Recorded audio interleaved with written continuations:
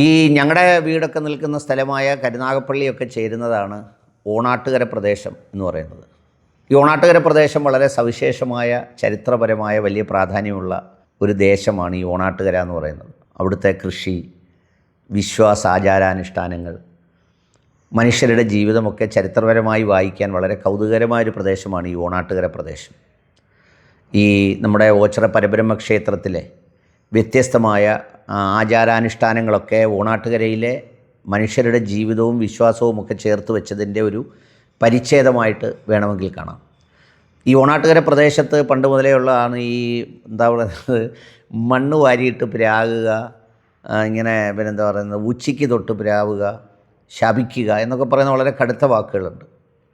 അപ്പം നമ്മൾ ചിലപ്പോൾ പറയത്തില്ലേ, ഒരാൾക്കും ചിലതിൻ്റെ ഗതി വരുത്തല്ലേ എന്ന് പറയുന്നത് പോലെ കഴിഞ്ഞ ഒരു 24 മണിക്കൂറായി എല്ലാവരും വായ്മൊഴിയായി പറഞ്ഞുകൊണ്ടിരിക്കുന്ന ഒരു സംഗതിയാണ്, ഒരൊറ്റ മനുഷ്യർക്കും അവിടുത്തെ ഒരു നേതാവായിരുന്ന തൊടിയൂർ രാമേന്ദ്രൻ്റെ ഗതി വരുത്തല്ലേ എന്ന്.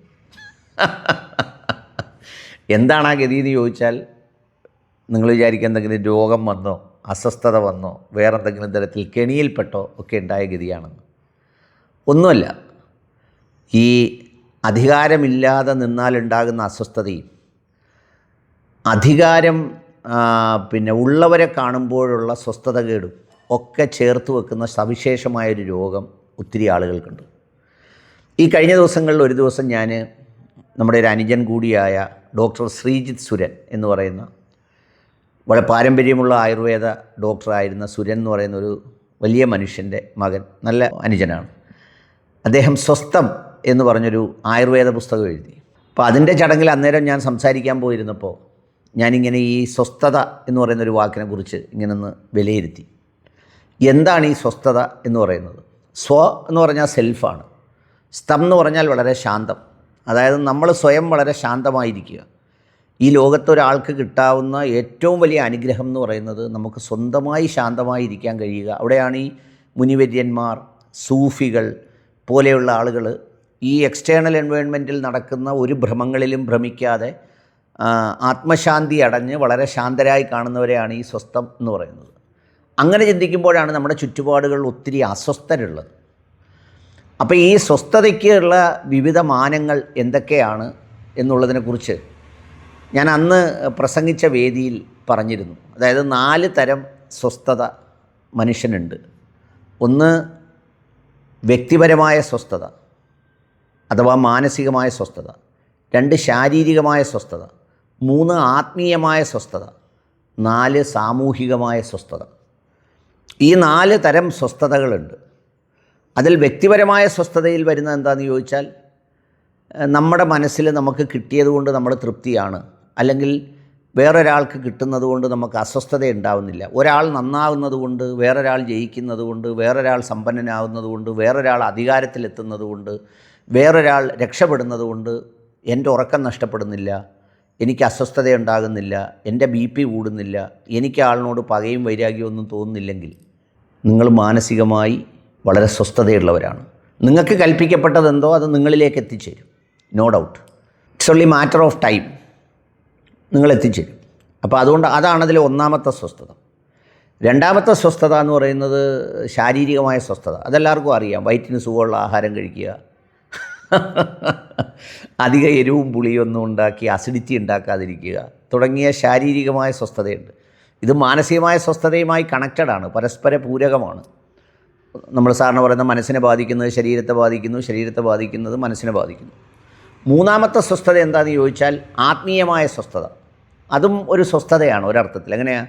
എനിക്കൊരു വിശ്വാസമുണ്ട്, എനിക്കൊരു പടച്ചവനുണ്ട്, ഞാനതിൽ സംതൃപ്തനാണ്. ഖുർആനിലൊക്കെ പറയുന്ന ഒരു സന്ദർഭമുണ്ടല്ലോ, എനിക്ക് അള്ളാഹു മതിയായവനാണ്. അതുപോലെ ഹിന്ദുമത വിശ്വാസത്തിൽ എനിക്ക് ആ പരബ്രഹ്മം മതിയായതാണ്, അല്ലെങ്കിൽ ആ ദൈവം മതിയായതാണ്, അല്ലെ ജീസസ് എനിക്ക് മതിയായതാണ്. അങ്ങനെ സംതൃപ്തി അടയുമ്പോൾ പിന്നെ വേറെ ഒരാളുടെയും പ്രാർത്ഥന കണ്ടോ, അല്ലെങ്കിൽ അവൻ കുറച്ച് നേരം കൂടുതൽ പ്രാർത്ഥിക്കുന്നു, അവൻ്റെ പള്ളിയിൽ എന്ത് നടക്കുന്നു അത് നടക്കുന്നു, പറഞ്ഞാൽ സ്വസ്ഥതകളൊന്നും ഉണ്ടാവില്ല. അതിലും സ്വസ്ഥതയില്ലാത്ത ഒരുപാട് മനുഷ്യരുണ്ട്. അതായത് എന്തെങ്കിലും ഒരു കാര്യം ചെയ്യുമ്പോൾ അവൻ ഹിന്ദുവാണോ, മുസ്ലിമാണോ, ക്രിസ്ത്യാനിയാണോ എന്ന് നോക്കുക, അല്ലെങ്കിൽ ഇങ്ങനെയുള്ള ചില സംഗതികളുമായി സഞ്ചരിക്കുന്ന ചില ആളുകളുണ്ട്.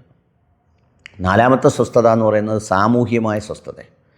അതായത് ഈ അസ്വസ്ഥനാവുന്ന ആൾ സമൂഹത്തിൽ മുഴുവൻ ഉണ്ടാക്കുന്ന ഒരു അസ്വസ്ഥതയുണ്ട്. ചില ആളുകളുടെ അയലത്ത് താമസിക്കാൻ ഒക്കില്ല, ചില ആളുകളുമായി പങ്കുകച്ചവടം ചെയ്യാൻ പറ്റില്ല, ചില ആളുകളുമായി ഒരു ഓഫീസിൽ ഒരുമിച്ച് ജോലി ചെയ്യാൻ പറ്റില്ല, മറ്റ് ചില ആളുകളുമായി അങ്ങനെ ചെയ്യാൻ പറ്റില്ല, ഇങ്ങനെ ചെയ്യാൻ പറ്റില്ല. ഇങ്ങനെ ഉണ്ടാക്കുന്ന ഒരു അസ്വസ്ഥതയുണ്ട്. ഈ 4 തരം സ്വസ്ഥതയുണ്ട് എന്ന് ഞാൻ പിന്നെ പുസ്തക പ്രകാശന വേദിയിൽ പറഞ്ഞിരുന്നു. അതിൽ ഞാൻ ഈ രാമേന്ദ്രൻ അണ്ണൻ്റെ കാര്യം ഓർക്കുമ്പോൾ അദ്ദേഹത്തെ ചെറുപ്പം മുതലേ എനിക്കറിയാം. അദ്ദേഹത്തിന് ഒന്നാമത് വ്യക്തിപരമായി ഒരു സ്വസ്ഥതയില്ല.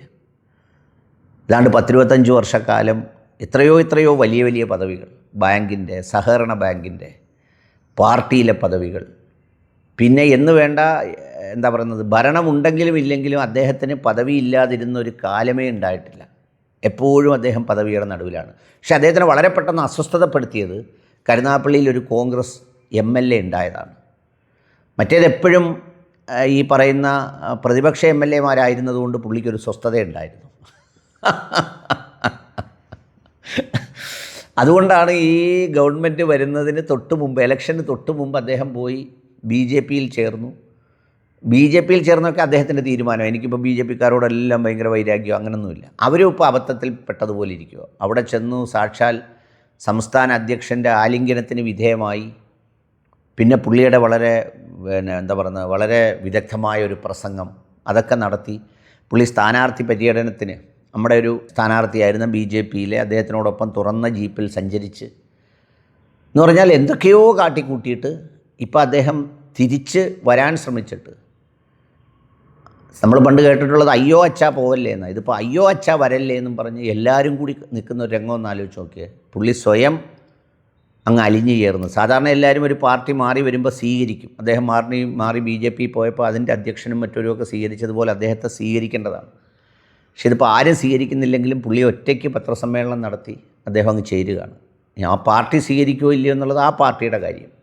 എങ്കിൽ പോലും ഞാൻ പറഞ്ഞത്, ഇപ്പം അദ്ദേഹം വരണ്ട എന്ന് പറയുന്നതിൻ്റെ ഒരു കാര്യം സാമൂഹ്യ സ്വസ്ഥതയുടെ കാര്യമാണ് പലരും പറയുന്നത്. ഒരു യൂത്ത് കോൺഗ്രസിൻ്റെ കിരൺ, KC രാജൻ എന്ന് പറഞ്ഞ മറ്റൊരു നേതാവിൻ്റെ മകൻ, അദ്ദേഹമൊക്കെ ഈ KC രാജനൊക്കെ നമുക്ക് ഓർമ്മയായ കാലം മുതൽ കോൺഗ്രസ്സാണ്, ഇപ്പോഴും കോൺഗ്രസ്സാണ്. ഗുണവും ദോഷവും വ്യക്തിപരമായ അഭിപ്രായവും വിയോജിപ്പും ഒക്കെ ഉണ്ടെങ്കിലും അദ്ദേഹം ആ പാർട്ടിയാണ് എല്ലാ ഘട്ടങ്ങളിലും. അദ്ദേഹത്തിൻ്റെ മകനാണ് ഒരു വീഡിയോ ചെയ്തത്. അപ്പം അദ്ദേഹം വന്നു കഴിഞ്ഞാൽ ഇനി ഇവിടുത്തെ ഒരു സാമൂഹ്യ സ്വസ്ഥത നശിക്കും എന്നാണ് പറയുന്നത്. അപ്പോൾ ഒരാൾ തിരിച്ചു വരുമ്പോൾ വരണ്ട, ഇങ്ങോട്ട് വേണ്ട, ഇവിടെ വേണ്ട എന്ന് പറയുന്ന ഒരു സ്ഥിതിവിശേഷം ഒന്ന് ആലോചിച്ച് നോക്കി. അപ്പോൾ എന്തായിരിക്കും അദ്ദേഹം സ്വയം ഒന്ന് ആലോചിച്ച് നോക്കി, അദ്ദേഹത്തിൻ്റെ ഒരു സ്വയമുള്ള സംഭാവന എന്തായിരിക്കും. 2-3 കാര്യങ്ങൾ രാഷ്ട്രീയ പ്രവർത്തനത്തിൽ, പൊതുപ്രവർത്തനത്തിൽ പ്രധാനമാണ്. ഒന്ന്, അഴിമതി ഇല്ലാതിരിക്കുക. അത് നമുക്കൊരു കൈൻഡ് ഓഫ് വാല്യൂ തരും. രണ്ടാമത്തത്, ആരോടെങ്കിലും ആത്മാർത്ഥത ഉണ്ടാവുക. നമ്മളോടല്ലാതെ ആരോടെങ്കിലും. ഇപ്പം നമുക്ക് എല്ലാവരോടും ഒന്നും ആത്മാർത്ഥത തോന്നണമെന്നില്ല. നമ്മുടെ ചുറ്റിനും 100 പേരുണ്ടെങ്കിൽ ഒരു 50 പേരോട് ആത്മാർത്ഥത തോന്നിയെങ്കിൽ നമ്മൾ വലിയൊരു മനുഷ്യനാണ്. അത് തോന്നുക. മൂന്നാമത്തേത്, ആർത്തി ഇല്ലാതിരിക്കുക. നമുക്ക് വേണ്ടത് കിട്ടിക്കഴിഞ്ഞാലെങ്കിലും നമ്മൾ സംതൃപ്തരാവണം. പിന്നെ ആർക്കും ഒന്നും കിട്ടരുത്, എല്ലാവരും തെക്കോടൊക്കെ നടക്കണം എന്ന് പറയുന്നൊരു മനസ്സൊന്നും ഒരു നല്ല മനസ്സല്ല. ഏതായാലും ഇനിയുള്ള കാലത്ത് ഈ കൂറുമാറ്റക്കാർ മാറുമ്പോൾ നമ്മൾ പ്രാർത്ഥിക്കേണ്ട ഒരു പ്രാർത്ഥന, തൊടിയൂർ രാമേന്ദ്രൻ്റെ അവസ്ഥ ആർക്കും വരുത്തല്ലേ എന്ന് പ്രാർത്ഥിക്കണം.